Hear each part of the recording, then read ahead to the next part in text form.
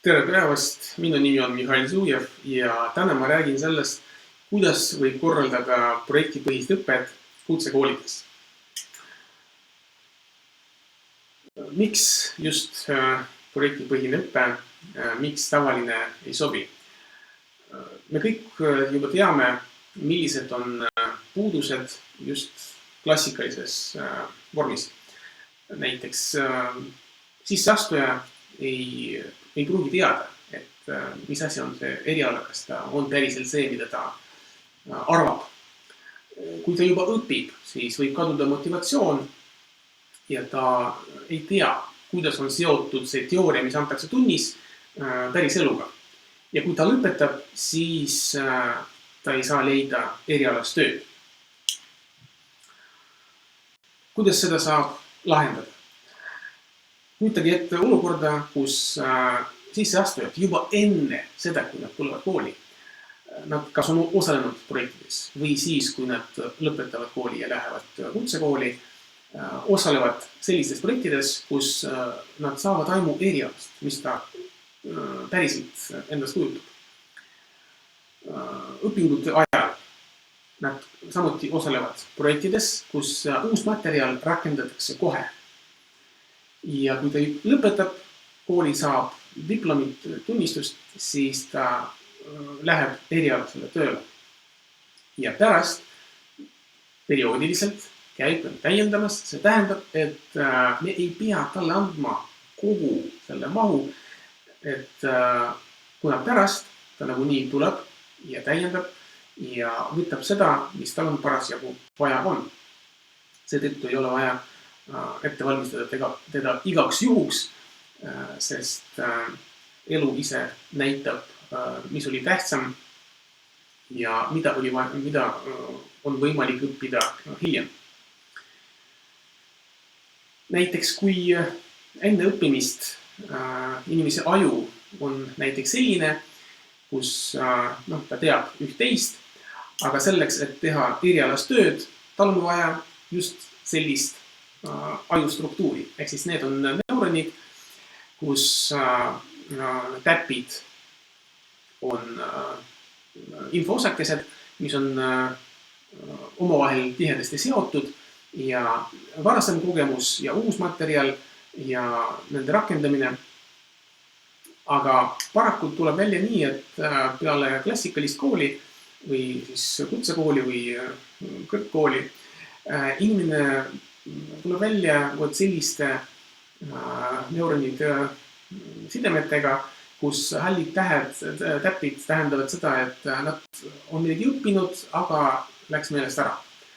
Ja need seosed ei meenuta isegi seda, mis on vaja tööl ja seetõttu tööandjad ei julge pakkuda päris tööd kohe sellele lõpetajale. Alguses ma räägin sellest, millised on need tunnused, mis tähendavad ebaefektiivsed meetodid. Pärast ma näitan, millised võivad olla efektiivsed meetodid ja loetlen erinevad projektid, mida saab kasutada näiteks meremeeste jaoks. Ehk siis ebaefektiivsed tunnused on see, et tunnis tuleb kuulata ja eksamil rääkida.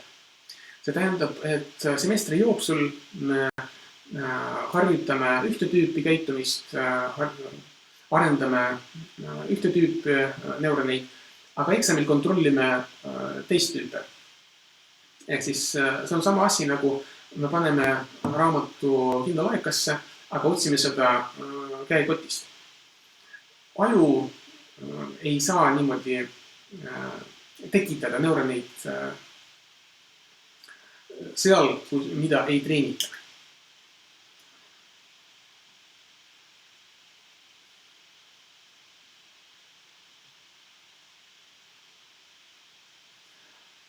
Kui on pikad pausid tundide vahel, see tähendab, et üks aine toimub 1 või 2 korda nädalas.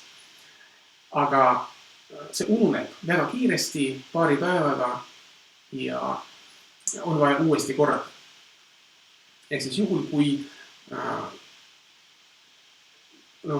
tundide vahel on väga pikk paus, see on peaaegu mõttetu asi.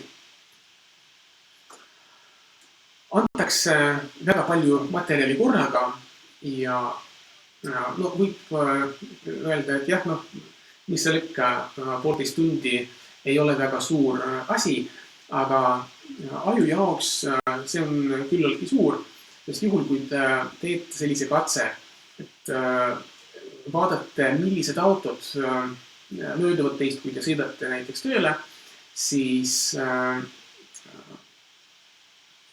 lugedes 5 või 7 ta peatub ja siis ei mäleta, mis oli üle-eelmine auto. Või näiteks, kui teete tutvumisringi, kas jääb meelde inimeste nimed ja mitmes inimene ajab juba seda sassi. Need on ajupiirangud. Ja see tähendab, et selleks, et anda uut portsu, tuleb eelmise omandada ja läbi töötada. Tavaliselt antakse teooria enne praktikat, eeldades, et ta peab enne teadma, mida teha. Aga tegelikult kõik on vastupidi, et juhul, kui te mõtlete selle peale, kas kasutada juhendit enne seadme kasutamist või näiteks kokkupanekut või selle jooksul. Või vastupidi, kui näiteks teil on vaja sõita lennujaamast hotelli ja te loete sõidujuhiseid. Sama info, aga reisija ja taksojuht mõistavad seda erinevalt ja toimivad erinevalt. Ja reisija jaoks nendest ei ole suurt kasu, ta peab kogu aeg neid vaatama.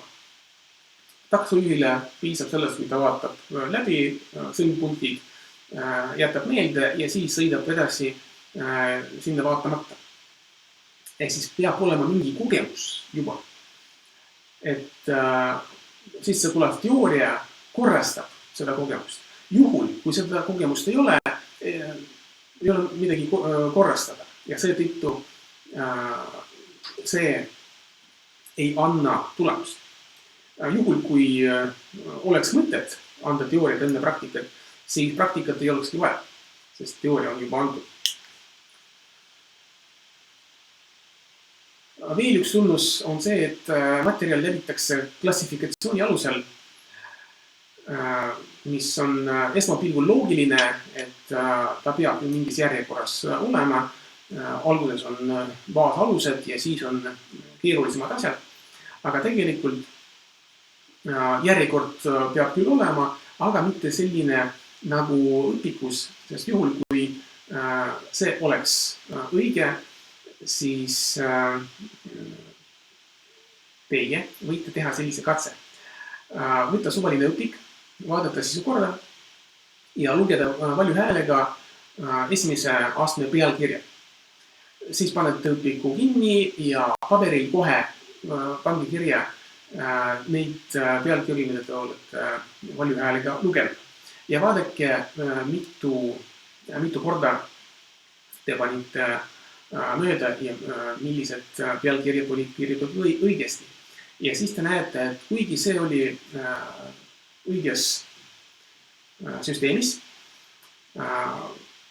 aju ei võtnud seda vastu.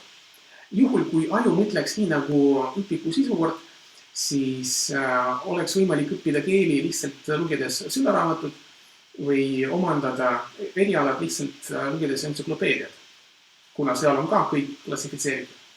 Või näiteks juhul, kui aju mõtleks süsteemselt, iga inimene vastaks hõlpasti vastaks küsimusele, et millised sündmused olid tema elus 15. augustil 10 aasta jooksul või siis ta oskaks järjestada esemed riidekapis puuville sisaldamise kahanevas järjekorras ja nii edasi.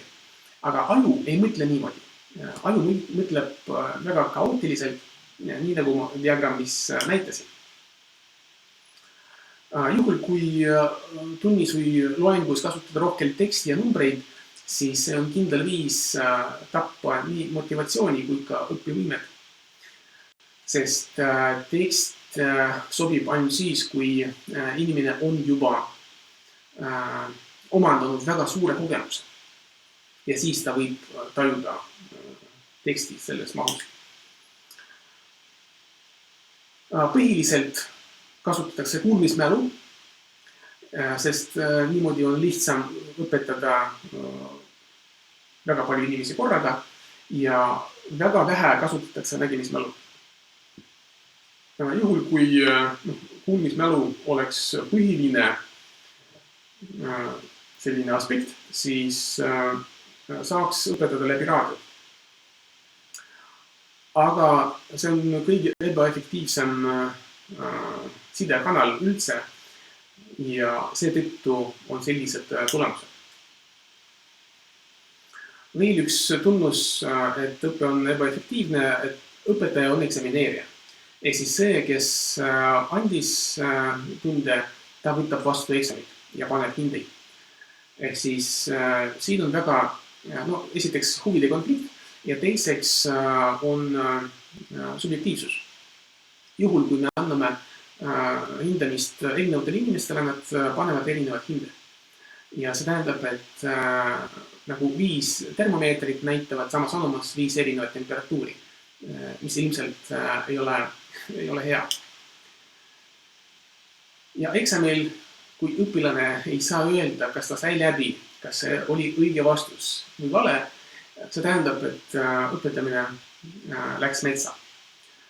Tavaliselt nendes valdkondades, kus tulemus on oluline,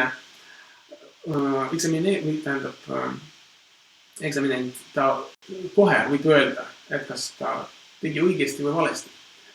Näiteks kas muusikas, spordis, autokoolis.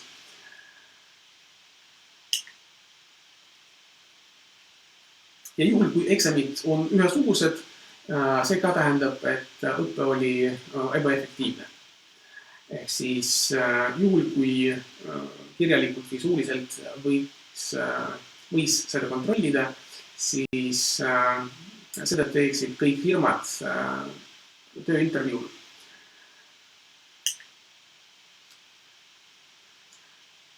Veel üks tunnus, et õppe on orienteeritud eksami sooritamisele ja seda märkas juba Richard Feynman ligi kaudu 40 aastat tagasi. Ehk siis juhul, kui õppe on selline, siis ei ole mõtet niimoodi õpetada, sest reaalse eluga see ei ole pistmist.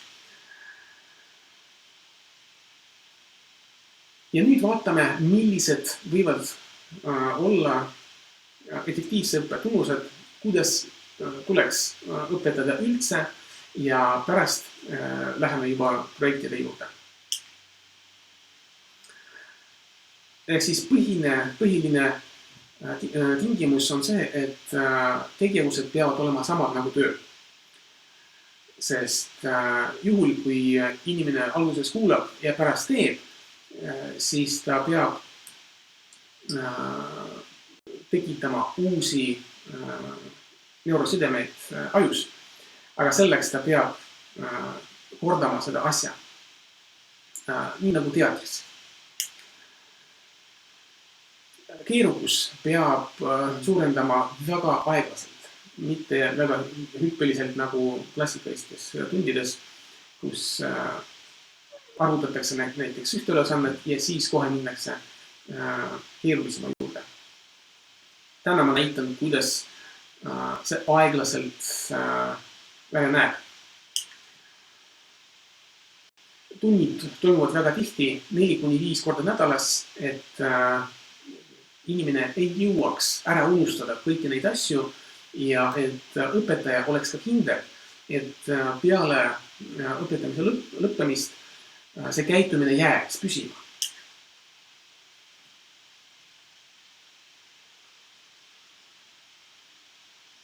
Veel üks tunnus on see, et juhul kui aasta pärast oskus on läinud paremaks, siis õpetamine oli efektiivne. Juhul, kui inimene juba näiteks teisel kursusel ei oska sooritada esmakursuslase eksamid, näiteks lineaaralgebras, siis see aasta on läinud tema jaoks luhta. Aga tavaliselt näiteks, kui see on sõidueksam või muusikaeksam või mingi spordis, teatris, aasta pärast inimene on juba kindlam ja ta teeb seda eksamit muidugi paremini. Õiges vormis kasutatakse nägemis- ja motoorset mälu. See tähendab, et inimene kordab neid asju, mida ta peab tegema peale lõpetamist. Ja siis tekivad need sidemed ajus. Ja rohkem tähelepanu pannakse nendele asjadele, mis juhtuvad ette sagedamini töös ja vähem tähelepanu nendele, mis on pigem nüansid. Mitte nii, et seda me juba käsitlesime eelmine kord, ei raiska rohkem aega selle peale, nüüd läheme edasi, meil on nii palju tähtsaid asju teile teada öelda. Aga tegelikult neid tähtsaid asju tulebki mitu korda kordata, sest nendest sõltub ka edaspidine õppimine. Sama põhimõtte kasutatakse näiteks klaviatuuridel. Näpud on nendel klahvidel, kus on kõige populaarsemad tähed. Ja nüüd vaatame, millised projektid võivad olla näiteks meremeeste õpetamisel. Ma näitan 2 tüüpi projekte. Üks tüüp on erialased projektid, see tähendab, et terve eriala on nagu projektipõhine õpe. Ja teine variant on projektipõhine õpe igas aines. Ehk siis esimene variant on siis, kui aineid ei ole ja õpetatakse ainult ühte asja, ainult eriala. Ja pärast ma näitan tunniplaani, et oleks arusaadav, millest ma räägin. Ehk siis kõik need projektid valmivad koostöös tööandja, kooli ja metoodiku vahel. Ehk siis tööandja ütleb, millised väljundeid ta tahab, millega töötajaid on kõige rohkem raskustes, mida ta ootab üldse, et nad teeksid tööl. Metoodik tõlgendab neid asju mugavateks tükkideks, ta tükendab neid ülesanneteks ja siis annab edasi koolile. Ja kool juba korraldab seda õpet, et kõik õppurid oleksid hõivatud, et nad üheaegselt jõuaksid väljundite omandamiseni. Ehk siis, kuidas näeb välja selline projektipõhine õpe, kus keerukus suureneb sujuvalt. Alguses näiteks, kui me räägime laevajuhtidest, tase 1, kõige lihtsam projekt on teha lühike sõit, näiteks simulaatoriga. Ehk siis nii nagu autokoolis, kus pööratakse tähelepanu just põhilistele asjadele.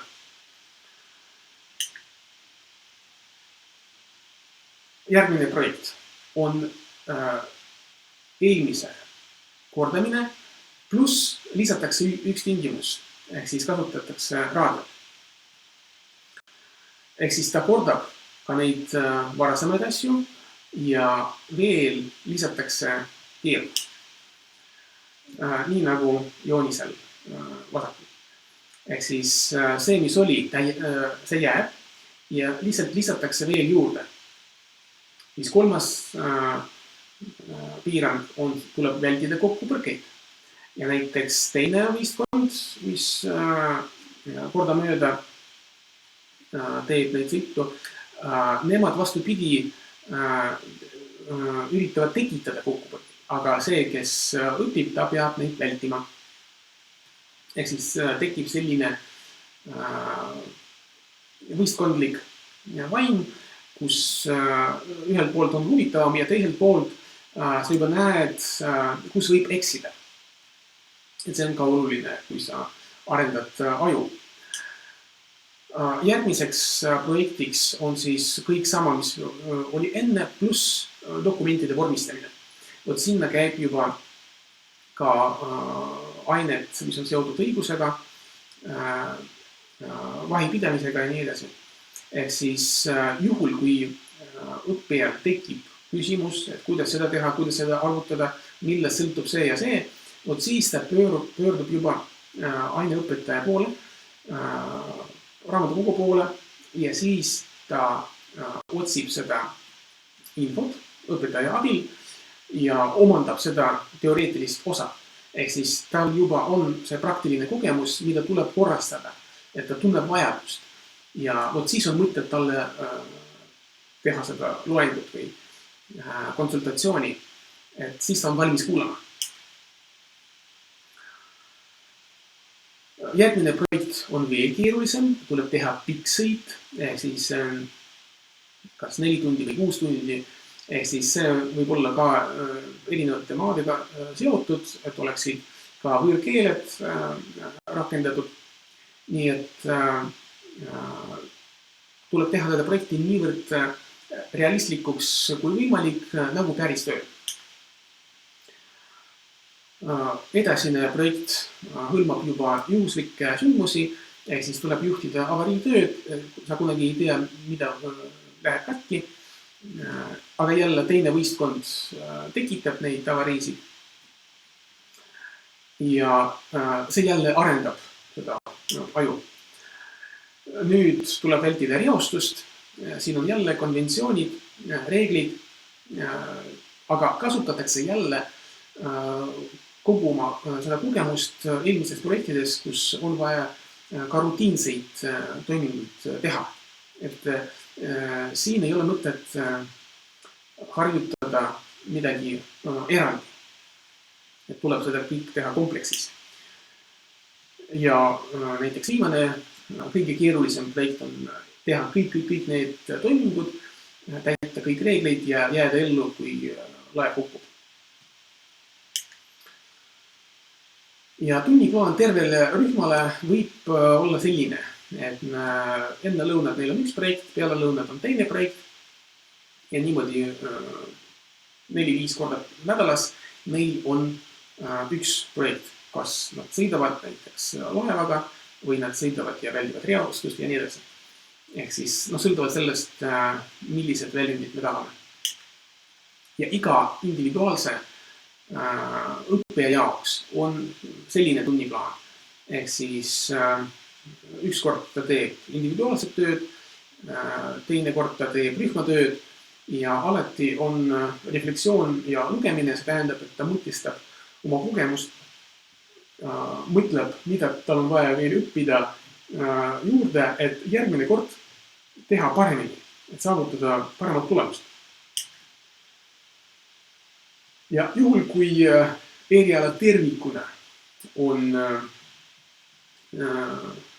selle reformeerimine on väga radikaalne, siis võib alustada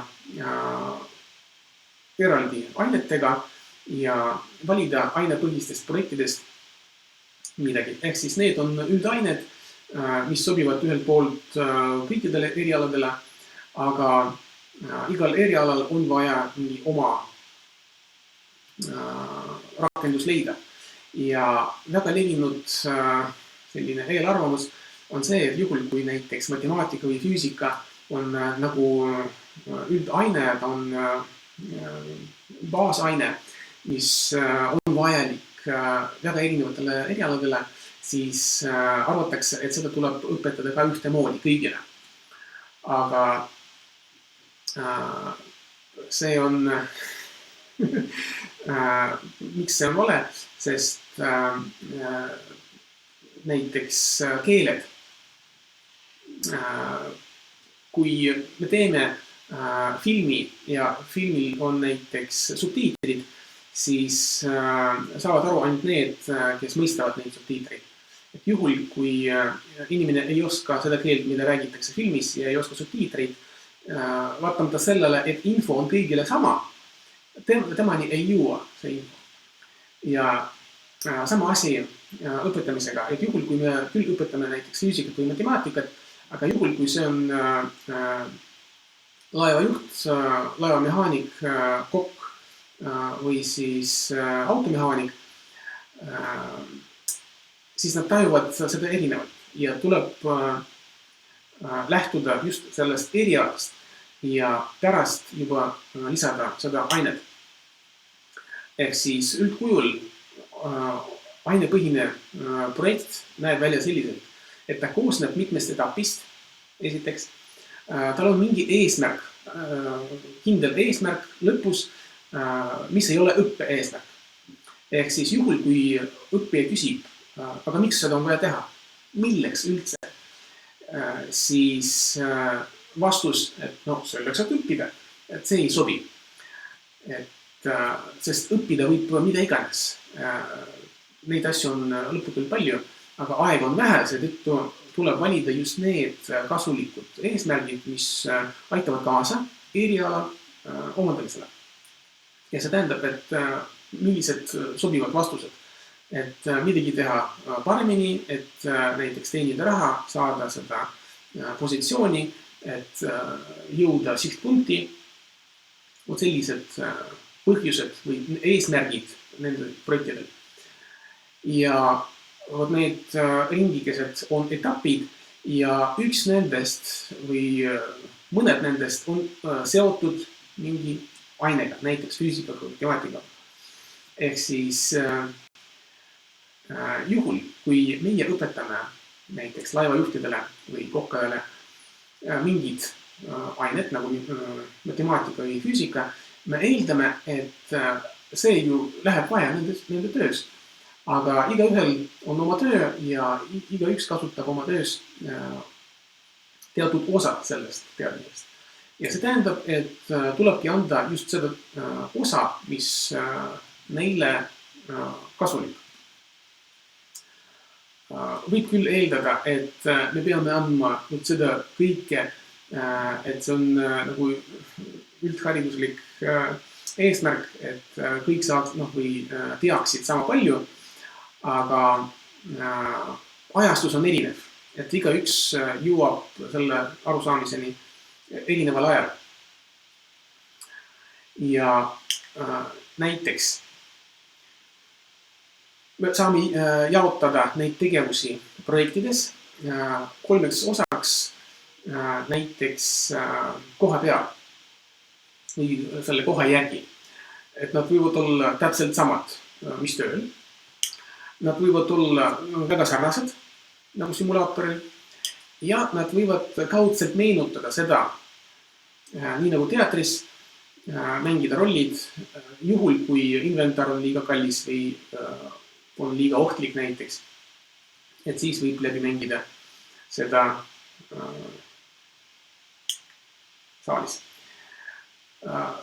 Selle järgi, kes täidab ülesandeid, me jagame samuti neid projekte 3 suureks osaks, kus alguses instruktor räägib või näitab ja õppija vaatab, siis nad teevad seda koos ja pärast juba vastupidi, instruktor ainult vaatab, aga õppija seda teeb. Ja selle alusel, kus ja kuidas täidetakse neid ülesandeid projektis, meil on 7 erinevat tüüpi. Et esimene on töökohal kõige parem variant, kus ei ole võimalik eristada, kas ta õpib või töötab. Teine variant on laboris. 3. variant on maketiga, ehk siis maket võib olla suur või väike, kas või laual, et samuti läbida see projekt, aga mudeliga. Ta võib olla füüsikaline või matemaatiline.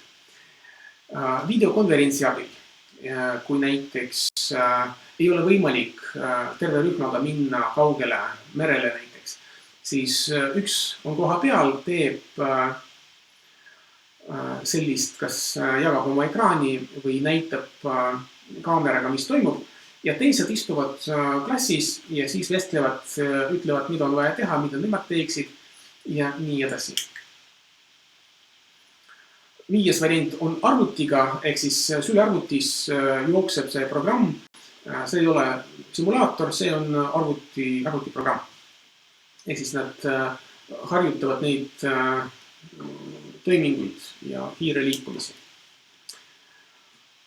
6. variant on paberil, juhul kui on vaja töötada dokumentidega, arutada midagi omavahel.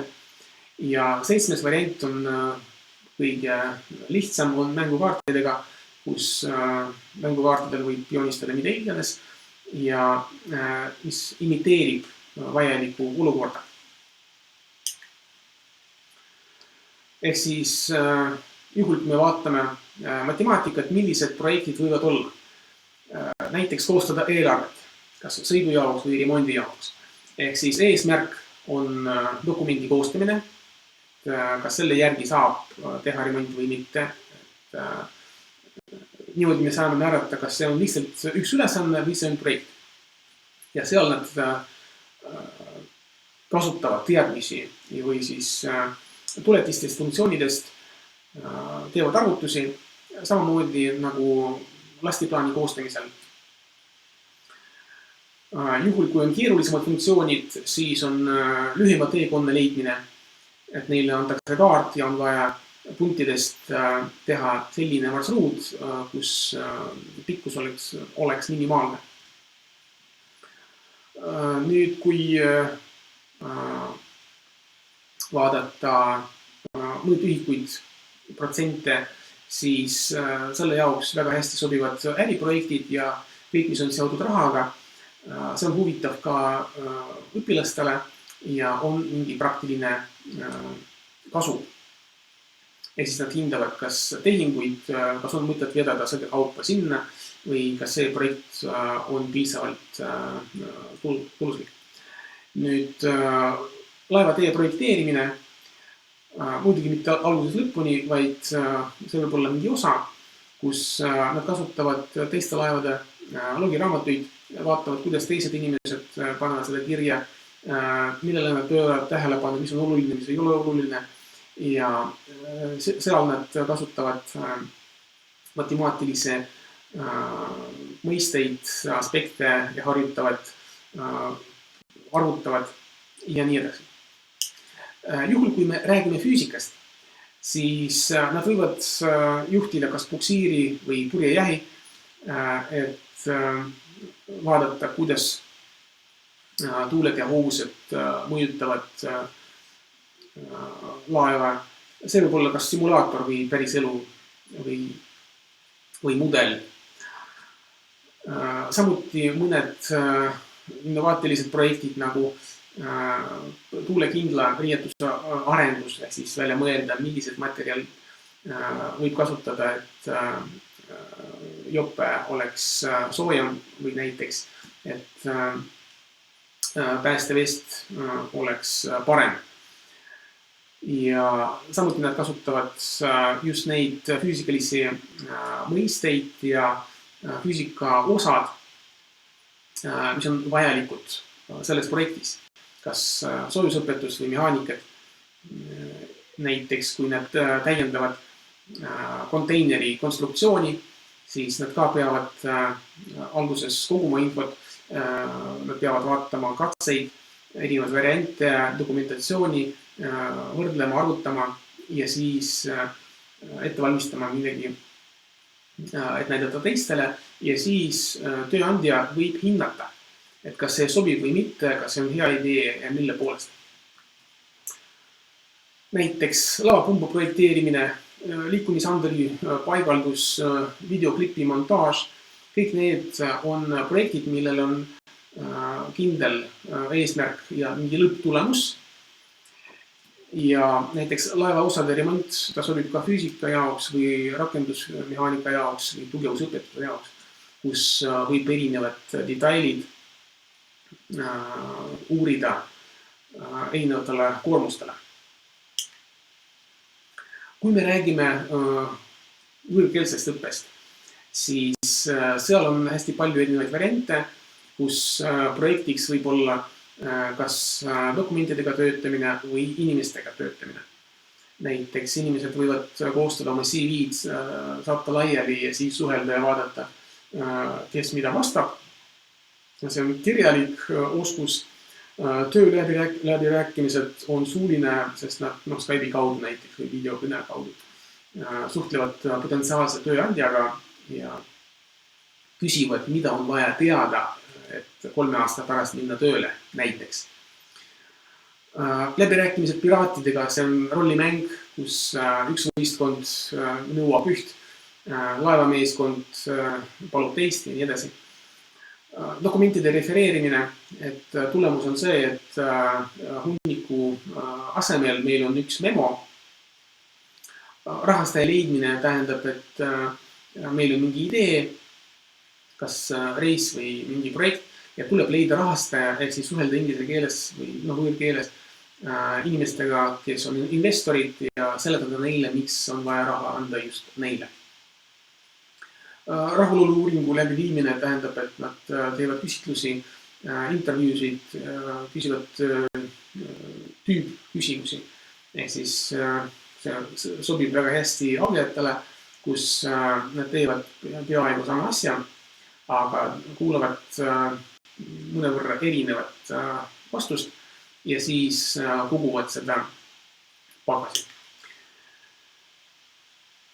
Ja õiguses need projektid võivad olla näiteks reisi sooritamine ka simulaatoril reeglite järgi, hinnangu koostamine tsiviilasja jaoks, kus jälgitakse nõude täitmist, ekspertiisiakti koostamine jälle mingi asja jaoks. Kohtuprotsessis osalemine, see võib olla ka rollimäng, kus on vaja läbi töötada dokumente ja siis koostada mingi akti. Või siis seaduse eelnõu ettevalmistamine. Samuti siin võib kasutada nii oma kogemust kui ka teoreetilisi teadmisi ja vaadata, kas miks see on nii ja mida tuleb muuta ja kuidas seda rakendada ja nii edasi. Ehk siis väga palju erinevaid projekte, nende arv on piiramatu ja kõik muidugi sõltub sellest, mida ootab tööandja, millele pöörata tähelepanu ja juhul, kui kooli jaoks on parem näiteks koolitada välja spetsialiste, kes võiksid juba peale lõpetamist kohe minna tööle, siis projektipõhine õpe on hea lahendus. Tuleb lihtsalt valida neid projekte, mis sobiksid väljunditele ja mis oleksid just kooskõlas sellega, mida ootavad tööandjad. Selline on minupoolne ülevaade.